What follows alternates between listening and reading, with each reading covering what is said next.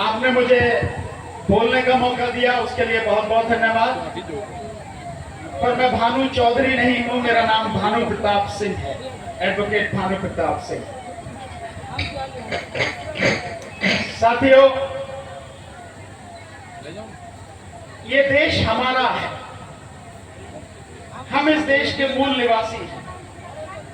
लेकिन कैसी विडंबना है कि हमें अपने ही देश में अपने ही घर को वापस लेने के लिए लड़ना पड़ता है, और लड़ाई बार बार करनी पड़ती है। वैसे हमें यहां बिना लड़े बिना संघर्ष के कभी कुछ मिला नहीं है, लेकिन बहुत अजीब बात है कि जिन महामानव का नाम लेके इस देश के नेता, प्रधानमंत्री, राष्ट्रपति, उपराष्ट्रपति, तमाम गवर्नर, मुख्यमंत्री दुनिया के किसी कोने में जाते हैं तो कहते हैं कि बुद्ध की धरती से आए हैं, और उन्हीं बुद्ध की धरती जहां उन्होंने ज्ञान प्राप्त किया, वो महाबौद्धि विहार, उस पर दूसरों का कब्जा है, और कब्जा भी कानून के माध्यम से कब्जा है। मतलब ये सब कुछ ऐसा नहीं है कि किसने आके वैसे कर लिया हो, कानून के माध्यम से है। सरकार ने बाकायदा कानून बनाया 1949 में, और उस कानून के माध्यम से हमारी जो विरासत है, जो हमारा है, हमारा घर है, हमारा पूजा स्थल है, उस पर दूसरों का कब्जा बैठा दिया। कैसी अजीब स्थिति है। हालांकि ये केवल हमारे ही विषय में नहीं है, सरकार में, इस देश में जहां भी जो लोग बैठे हैं, और अगर केंद्र सरकार की बात कहें तो उनकी नीयत भी यही हो गई है। जैसे अगर आप वक्फ का कानून देख रहे हैं, वक्फ का कानून क्या है? मुस्लिम समाज के धर्म में जबरदस्ती घुस जाओ और उनकी जमीन को कब्जा करो, जैसे यहां महाबौद्धि विहार को कब्जा में किया हुआ है। ये लगातार स्थितियां चलती आ रही हैं।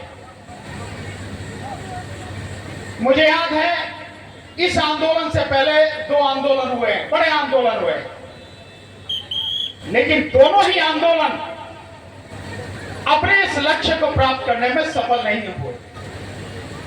आप बहुत बेहतर तरीके से जानते हैं, मुझे कहने की जरूरत नहीं है, पर इतना तो मैं कह ही सकता हूं कि उस आंदोलन के माध्यम से कोई किसी आयोग का चेयरमैन बन गया, कोई कहीं चला गया, कोई कहीं चला गया। हुआ ना हुआ ये सब कुछ, ये हमारी नियति भी रही है। दोनों आंदोलन हमारे यहां सफल हुए, पर मेरा आप सबसे बहुत हाथ जोड़कर निवेदन है, ये तीसरा आंदोलन असफल नहीं होना चाहिए, किसी भी कीमत पर नहीं होना चाहिए।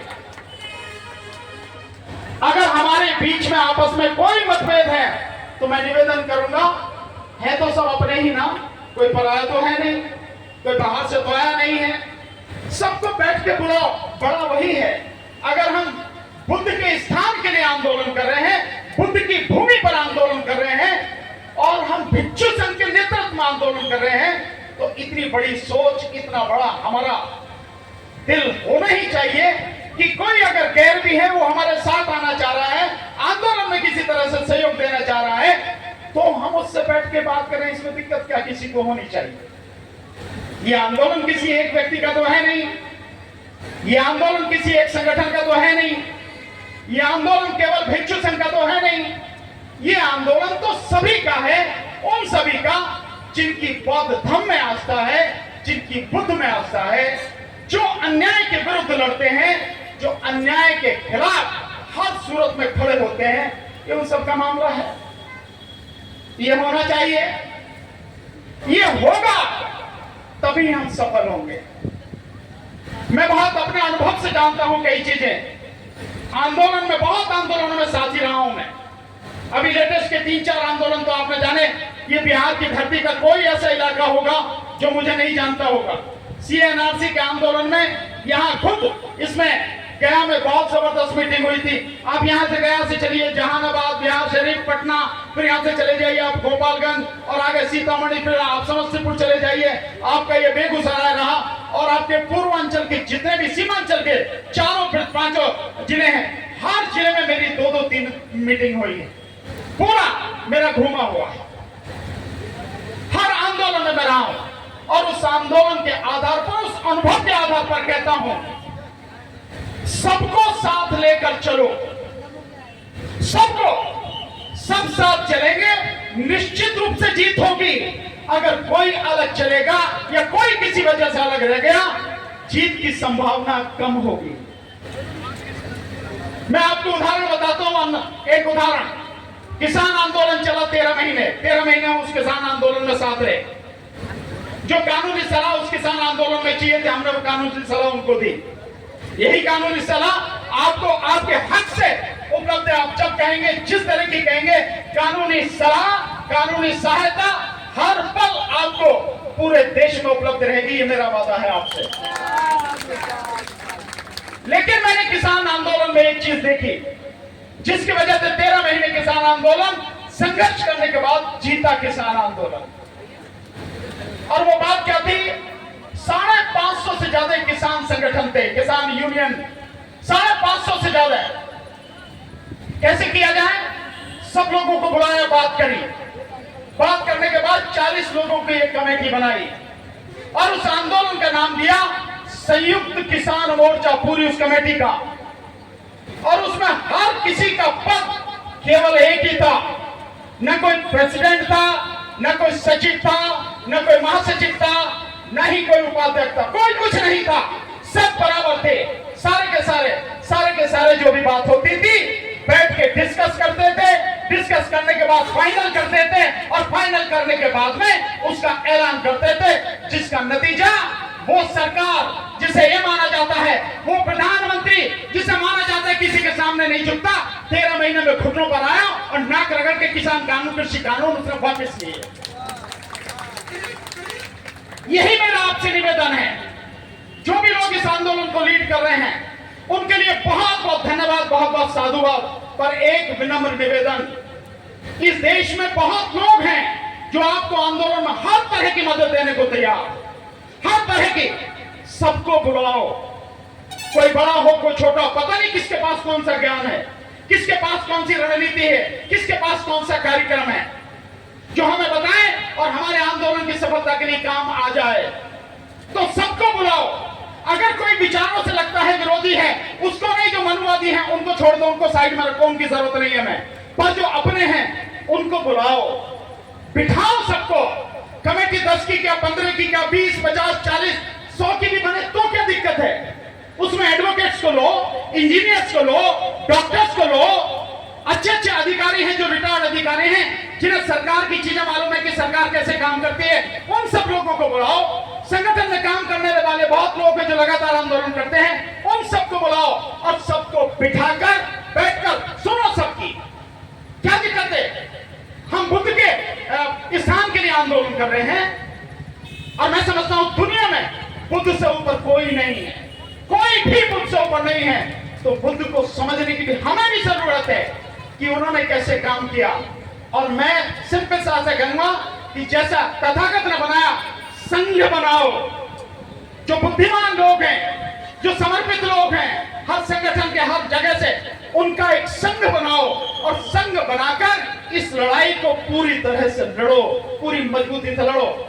सरकार के सामने गिड़गिड़ाने की जरूरत नहीं है, चाहे कोई गवर्नर हो, चाहे राष्ट्रपति हो, उपराष्ट्रपति हो, ये किसी काम के नहीं है। ये ताकत के आगे झुकते हैं, और ताकत हम में है। ताकत को जगाना है, खड़ा करना है, पैदा करना है, तभी हम लड़ाई जीतेंगे। हमें यह एहसास कराना है, अगर आपने हमारी बात नहीं मानी तो हम किसी को जिताने में कामयाब होना हो, लेकिन तुम्हारी रेड़ मारने में जरूर कामयाब है, तुम्हें जरूर घर बिठा देंगे हम। ये ताकत हमें दिखानी पड़ेगी, और ये तभी होगी जब विभिन्न संगठनों के लोग जुड़ेंगे। और मैं आपके इस मंच के माध्यम से जो मुस्लिम समाज के लोग हैं, मैं उनसे भी निवेदन करना चाहता हूं। जो सिख समाज के लोग हैं, मैं इस मंच से उनसे भी निवेदन करना चाहता हूं। जो ईसाई समाज के लोग हैं, मैं उनसे भी निवेदन करना चाहता हूं। सबके साथ में दिक्कतें हैं। ये सरकारें किसी को बख्शने वाली नहीं है, हर किसी के सामने दिक्कत आ रही है, और मुस्लिम समाज के सामने तो लगातार आ रही है। और अब सामने वक्फ कानून जो है वो पढ़ाई है। मेरे से मुस्लिम साथी कहते हैं कि आपने वक्फ कानून पर नहीं बोला, लगातार आ रहे हैं। मैं बिल्कुल शांत हूं, नहीं बोला मैंने। क्यों बोलूं मैं?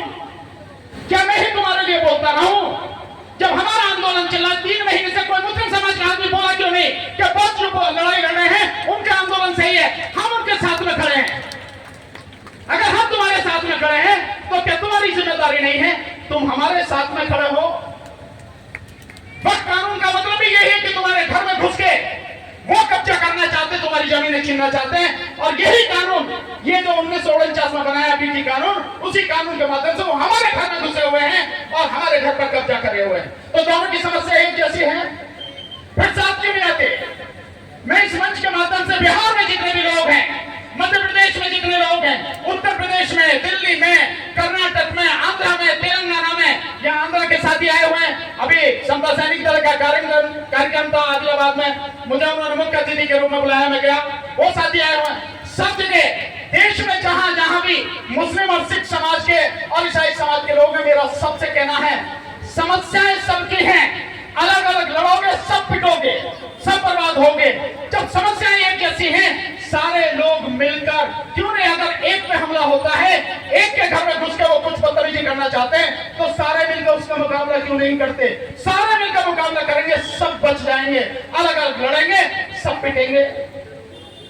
यही मेरा उन सबसे निवेदन है साथियों, कि वो सब लोग भी हमारे इस आंदोलन में हमारा साथ दें साथियों। और एक और आपसे बात कहना चाहूंगा, भंते जी यहां पर हैं, सभी समिति के लोग हैं, मेरा एक सुझाव है, ये जो मैंने बताया ये भी मेरा सुझाव था। एक और सुझाव है, आंदोलन यहां जरूरी है, वोट गया में आंदोलन जरूरी है, इसमें कोई शक नहीं है, लेकिन यही से आंदोलन से काम नहीं चलेगा। हम किससे लड़ रहे हैं? सरकार से। सरकार कहां पर है? बिहार में सरकार पटना में है, तो आंदोलन हमारा पटना में भी होना चाहिए, वहां भी हमें धरना देना चाहिए। उसकी व्यवस्था कैसे करें? मैं समझता हूं हम सब लोग मिलकर बैठ के उसकी एक रणनीति बनाएं, लोगों को तैयार करें, और वहां भी हमारा रेगुलर धरना होना चाहिए। ठीक इसी के साथ साथ जो बिहार की सरकार चल रही, किसके समर्थन से चल रही है? केंद्र सरकार के समर्थन से। तो यही लड़ाई, ये धरना दिल्ली में क्यों नहीं होना चाहिए? दिल्ली में भी एक धरना होना चाहिए, क्योंकि केंद्र सरकार भी इसमें शामिल है। तो केंद्र सरकार, राज्य सरकार और ये जगह जहां हमें कम से कम 3 जगह तो जबरदस्त तरीके से आंदोलन चलना ही चाहिए। और इसलिए मेरा कहना है कि सबको बुलाकर बैठकर एक बाकायदा नेशनल लेवल पर, राष्ट्रीय स्तर पर एक संघ बनाया जाए, और संघ बनाकर सारी चर्चा उसमें हो, और उसके बाद में सारी ड्यूटी बांटी जाए। जो लीगल टीम है वो एक हिस्सा होनी चाहिए उसका, जो यहाँ पर इस रोजमर्रा के काम को देखने वाली है वो एक हिस्सा होनी चाहिए, सरकार से बात करने वाली टीम वो एक हिस्सा होनी चाहिए, किस तरह से हमारा प्रचार हो देश में विदेश में वो एक हमारी टीम होनी चाहिए। ऐसे ऐसे टीम बना के जिम्मेदारी देके अगर हम लोग काम करेंगे, मुझे लगता है हमारी लड़ाई ज्यादा इफेक्टिव होगी और हम जल्दी सफल हो सकते हैं, ये मेरा मानना है। और फिर निवेदन करूंगा आपसे, बुलाइए सबको। देखिए मैं आपको बहुत एक बात कहना चाहता हूँ, सुबह यहाँ फतेह गणाचल राहुल जी और उनके नेतृत्व में सारे लोग आए, भिक्षु संघ थे, भाई चीवर पहन रखा तो हम तो यही मानेंगे भिक्षु हैं, चाहे जो भी थे वो आए थे। यहाँ पे कुछ लोग जो उन्हें नहीं करना चाहिए वो आपत्तिजनक बातें हैं कर रहे थे, लिहाजा झगड़ा हुआ। यहाँ मंच से एक बात कही गई, आप चले जाओ यहाँ से। मैं मानता हूँ यहाँ से बात कहने नहीं थी, आप बड़े हैं, बड़ा दिल दिखाइए, कोई भी आ रहा बैठने दीजिए, क्या दिक्कत है? आप अपने आप को छोटा क्यों करते हैं? आप ऐसा मौका क्यों देते हैं कि कोई भी इस बात पे सवाल उठाए कि भाई आप ये बात कह रहे हैं? आने दीजिए सबको, बैठने दीजिए सबको, जो सही काम करता है उसका साथ लीजिए, जो गलत काम करता है उसको निकाल के बाहर कीजिए। मैंने जो जहां तक देखा है गलत काम हो रहा था, इसलिए ऐसा किया गया। मैं आपकी बात से सहमत हूँ, अगर गलत काम हो रहा था 2-3 दिन लगा से लगातार हो रहा था, बंदे जी, इसलिए मेरी बात, बंदे जी आप बात कहिए, कोई दिक्कत, मेरी बात सुन लीजिए, मेरी बात सुन लीजिए। मैं भी आपका साथी, मैं भी आपके साथ पूरी ताकत से लगा हूँ और अंत तक लगा, लेकिन अगर कोई व्यक्ति बोल रहा है प्लीज उसे सुन लीजिए। मेरा बहुत सीधा से कहना यह है कि कोई भी हो, मैं फिर भी ये उदाहरण दोहरा रहा हूं, हम बुद्ध के अनुयायी हैं, क्या किसी की बात सुन नहीं सकते हैं? बुद्ध को तो गालियां भी दी, अपमानित भी किया, क्या उन्होंने जवाब दिया किसी का? बताइए, आप तो भिक्षु संघ हैं, नहीं माना? प्लीज, तो प्लीज आप तो ये जो सारी चीज, मेरा मतलब सिंपल इतना है, बुलाइए, बेशक आप किसी की बात मत मानिए, जो सही हो बात आप उस बात को कीजिए। तो मैं आपको ये कहना चाह रहा हूं, ये आंदोलन, इसको राष्ट्रीय स्तर पर आंदोलन बनाएं।